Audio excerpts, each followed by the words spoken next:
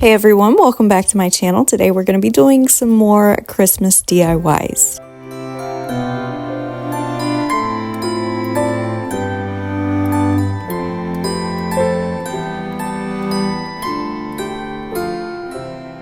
This project, I'm going to be making some Christmas candle holders. I found two of these candle holders at my local thrift store. One is a little bit taller than this one, but for this I'm just going to show you really quickly what I'm going to be doing. I have these Nutcracker clay molds that I got from Amazon, and I'm going to be putting one Nutcracker on each of these candle holders. I didn't really want to make anything elaborate on these candle holders. I think they're really pretty as is, but just to give them a little bit of a Christmas feel to them, that's why I'm going to add just one minimal Nutcracker.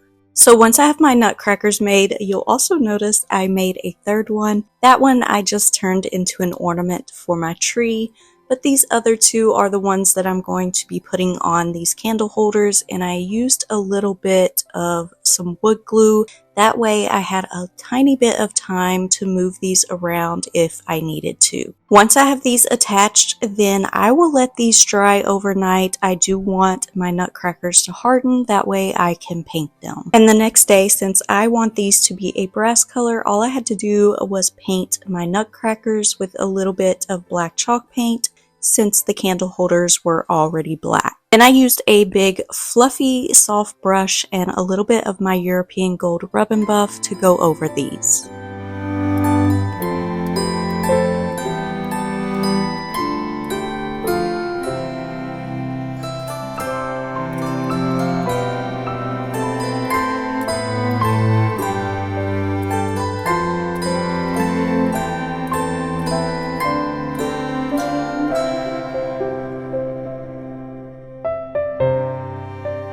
This next little project is super simple. I just grabbed a bunch of books in the color scheme that I'm going for Christmas, greens and reds, and then I have this darker tan one in the center just for a little bit of different interest. But I'm going to use this Scotch removable putty stuff and some of Dollar Tree's little Christmas trees that come in the packages of quite a few of them, and they have varying sizes in the packages. So I'm just going to grab a few of those in the different colors that they have, and I'm going to add some of this little sticky putty stuff on the bottom of the Christmas trees and just pop them right on top of my books. I like this option instead of gluing it because it's not permanent, but it will help your trees stay in place. And then to finish it off, I just added some gold velvet ribbon. If you wanted to, you could definitely add a little Christmas card down in the ribbon or a Victorian Santa Claus photo, but for mine, I just left it like this.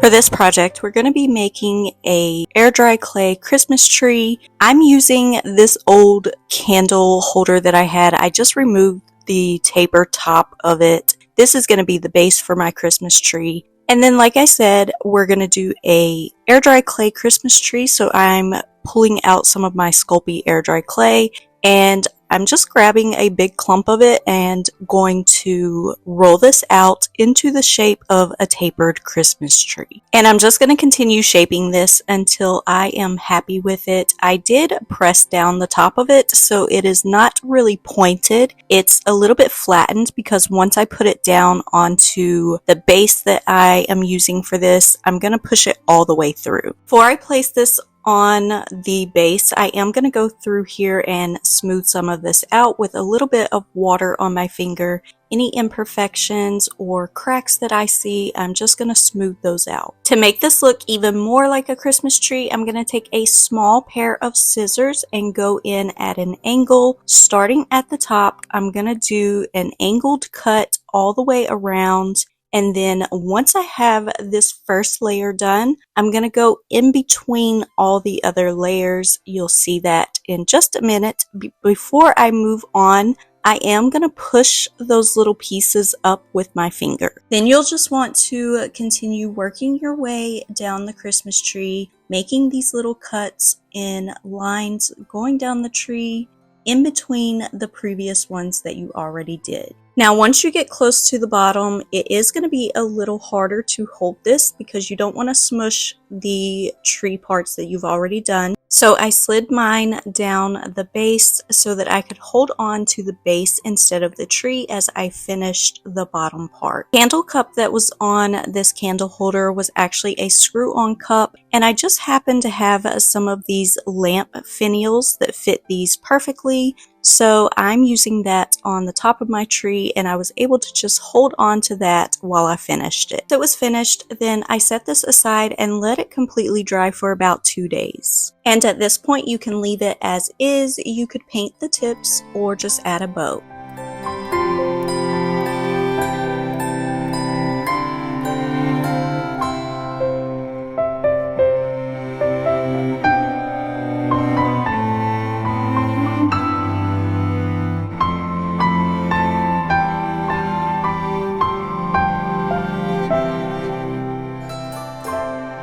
For this project, I found these old wood plaques at my local thrift store. They're in pretty rough shape, but it's nothing that a little bit of sanding and some paint can't help. So of course, that's exactly what I did. I gave each of these a light sanding, and then I'm going to paint them with 2 coats of some of this dark brown acrylic paint. Once these are dry, I'm going to add some prints from my collection on my Etsy page. These are the Christmas prints that I made, and if you haven't checked those out yet, definitely make sure that you do. There are 35 new art prints for Christmas. And I'll make sure to leave the link to my store in the description box below. I ended up printing these out on some rice paper just with my inkjet printer, and I'm going to do the iron-on technique with these. So I am going over the wood plaques with some Mod Podge, then I will let that completely dry. Once they're dry, then I can place my images down on the wood plaques, cover it with a little bit of parchment paper just to keep it from burning my image, and then I'm going to go over it with my mini heat press. Now, you don't have to do it this way, but I just prefer it. I think it is so easy and just a great way to do it, and you don't have to worry about any wrinkles or anything like that. So I just go over my image for about a minute or 2 until I'm sure that it's completely stuck down. Then you can just remove your parchment paper. To finish it off, I just added back the little hooks at the top and added some velvet ribbon.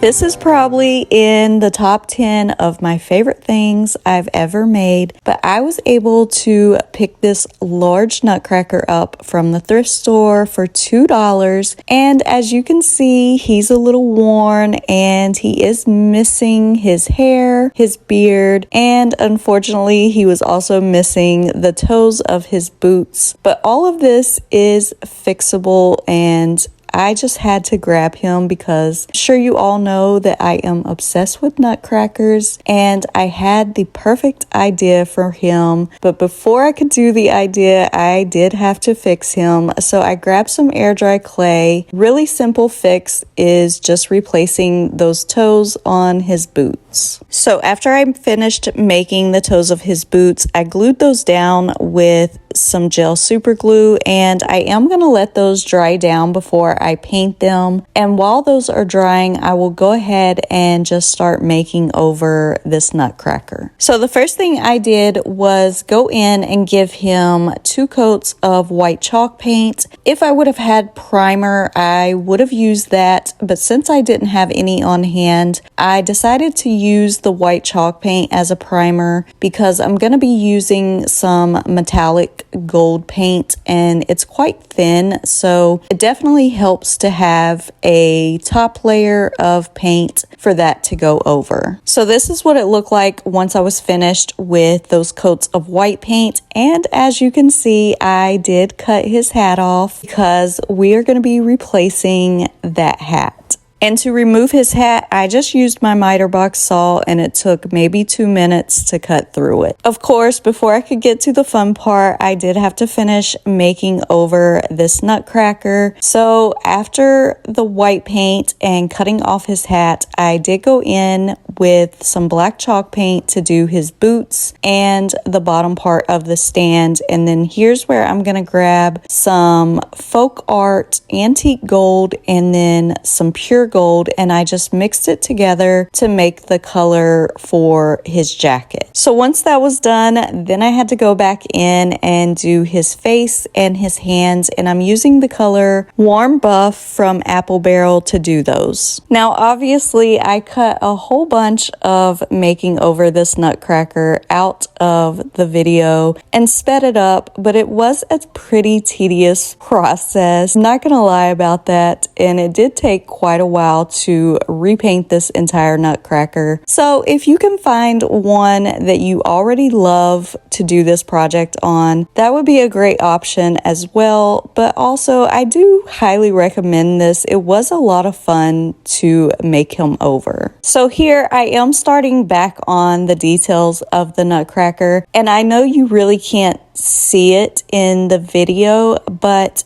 I could still kind of see where his previous painting was up under my painting, if that makes sense. So that's how I was able to tell where to put the little buttons and laces for his boots. And also here I'm starting on his face, and again it's exactly the same. Even though you can't see it on the video, I could still see where his cheeks were painted for the rosiness, and I could kind of make out the outline of his mustache and of course his eyes as well. So I'm just using some small paint brushes and different paint colors. I generally use the same colors that he already had on him, except for I did change the color of his eyes from blue to brown. And for his mustache and his eyebrows, I did use my black paint pen to do that outline before painting those in. So once he was all finished, then it was time to replace his hat, and I'm actually going to be using this Dollar Tree cloche and then this little round wood piece. I actually got this at Michael's and it ended up fitting the bottom of the Dollar Tree cloche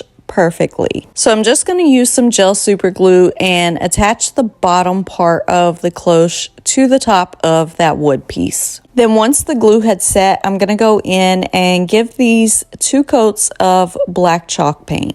I also wanted to give the Nutcracker a little emblem for his hat, so I'm just using this little corner piece that I got from Amazon, and I'm going to paint it the same color as his jacket. Then I'm going to use some wood glue to attach the wood piece and the bottom of that cloche to the top of his head. It took me a little while to figure out what I wanted to put in this cloche. My original thought was a ballerina, and then I came across this Clara ornament holding a Nutcracker on Amazon, and it happened to be the perfect size to fit in this cloche. So I got that, removed the little string that the ornament was hanging on, and replaced it with some black velvet ribbon. I used my hot glue gun to just melt a little hole in the top of this cloche, and then used a plastic needle to thread that velvet ribbon up through the top, and then pulled that through, and to secure it, I'm just going to tie a bow at the top of it. I didn't want to make this permanent by gluing the little Clara ornament in there just in case I ever want to change it. So this is just an easy way to do that. And then finally, I just